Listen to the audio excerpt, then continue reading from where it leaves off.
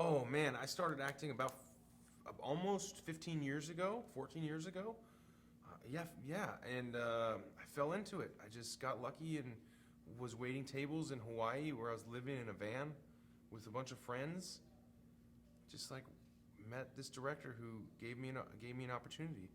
I was very much like Emmett, just like a normal guy given an opportunity to do something extraordinary, and I believed in myself, so I turned it into a career. What was the impact, or what is the impact of being part of Park and Recreation, which is a Oh, the impact of being crucial? part of Parks and Recreation was a giant step for me in the direction that I wanted to go. I really love comedy, and before doing Parks and Recreation, I was really only considered like I was being offered offered the opportunities of essentially only playing the same kind of guy, which is like the bad bully douche. Like in every movie, there's the guy who, at the end of the movie, the hero kicks the guy in the nuts. That was me. I was always the guy who's gonna get kicked in the nuts. Like I was gonna get my teeth knocked out, and the audience would be like, "Yeah," because we hate that guy. So I was playing that role over and over, and that was paying the bills, and I would have continued to play that role probably had I not been given an opportunity to do something like Andy Dwyer on Parks and Recreation and create a character that's very lovable and hopefully that people like and will root for.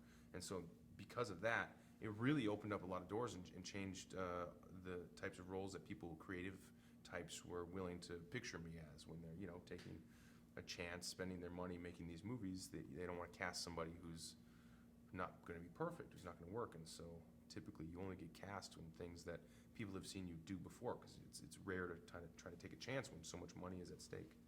And so luckily people started taking, people took notice that I was capable of doing something outside of just the Bradley.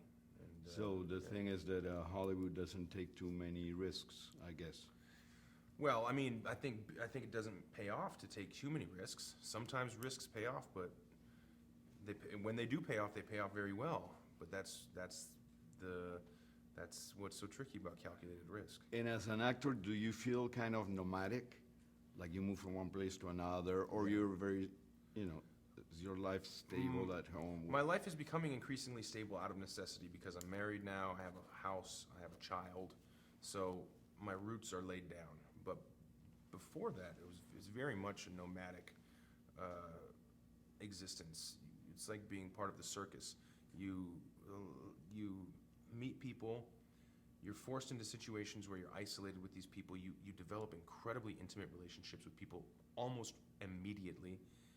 You spend a lot of time together. You become like family. And then whatever project you're doing is over, you walk away from each other and you might never see each other again. So it's this combination of excitement and spontaneity and passion, but also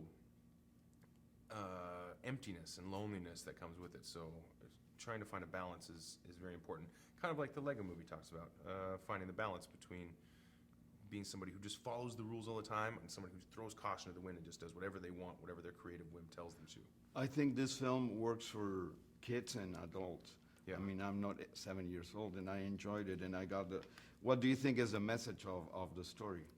I think there's two messages. One is geared towards the prime demographic of children, and then the other is geared towards the adults who will be fortunate to take their children to this movie.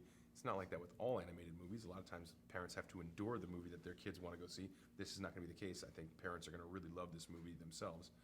But I think the message for kids is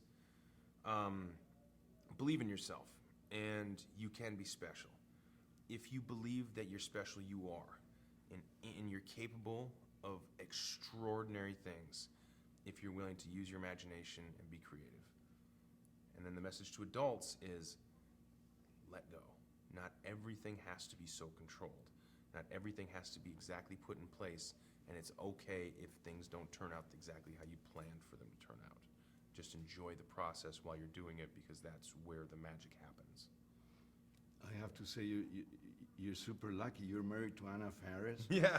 That is fucking awesome. Yeah. No, she's I very... know. I love her She's work. She's wonderful. I just ran She's- into her in the hallway. Oh, you did? She said hi. She Yeah. was with a baby, the Yeah, kid. yeah. Very cool kid with glasses. Yeah. So how is it at home? Are you laughing all the time, or is it no? No, She's we fun. laugh our asses off. She's a nut. She's so funny and fun to be around, and yeah, we are laughing a lot, probably more than your your typical family. That's for sure. We have a lot of fun. She's really just great, and you're right. I am lucky. She's great and Beautiful and Beautiful, down to earth. but also nice. She's a nice person, and there are a lot of people. I mean, luckily she was real awkward and gangly or something growing up because she doesn't walk around like a lot of beautiful women who are terrible to be around. Like she had to develop a sense of humor and a sense of wit because she didn't. Which is not always the case with some people. If you're like super cute growing up, you just that's how you get by in life. Like, oh, well, you pass. Look at those eyelashes. You're cute. You're adorable. Go ahead. Do whatever you want. And those people grow up to be like boring, She's a wild woman. She's a nut. So what do you think is going to be the impact of this film on your career? Now you're going to start doing animation all the time? No, I'm kidding. I would love to do animation all the time. It's amazing. I work in town. I'm near home. It's a movie that I'm going to be thrilled for my son to see. It's got a positive message. It's family oriented, so it's got a great message for kids, and it's not dirty or anything like that. I've got some movies I would never want my son to see for a number of reasons. I think, But he will see them, Rico. Yeah, In the future. In the future, maybe he'll see You them. can't be a control freak, Yeah, right. Right, Maybe like he'll in see the them. movie. Yeah, it's right. Just like Oh, I have a lot to learn from the Lego movie, but yes, I don't know what kind of impact this will have. You can't tell with these things. You never know. You just never know what to expect, but be ready for anything. And if it means we get to do all kinds of Lego movies, I would be so thrilled because it was a really fun thing to do. So how important is it to be chameleonic on your appearance or the way you present yourself in terms of getting new roles? Well, I mean, for me, it's been very important to be a bit of a chameleon.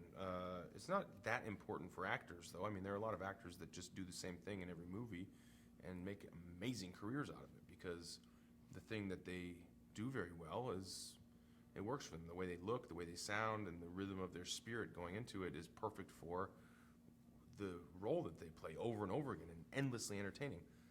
I've been fortunate to do different things, and just by slightly adjusting those things, maybe the way I look or the way I sound or that rhythm of my soul, you can switch those things. Are you can if you're lucky enough to be a chameleon and change based on your surroundings or what you need to change into to serve as a character, you can do different things. And if Hollywood gives you a chance, you get to do that, which is pretty awesome.